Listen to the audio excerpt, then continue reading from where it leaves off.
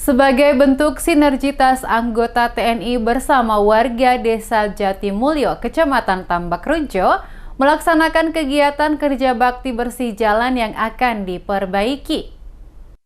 Anggota TNI bersama warga Jatimulyo terlihat saling bahu-membahu melaksanakan kegiatan kerja bakti bersihkan jalan. Jalan yang dibersihkan warga bersama anggota TNI merupakan jalan yang rencananya akan diperbaiki. Kerja bakti yang dilakukan selain tebang dahan, juga dilakukan sapu jalan yang banyak daun dan sampah. Kegiatan ini dimaksudkan dalam rangka untuk meminimalisir hambatan saat pengerjaan jalan.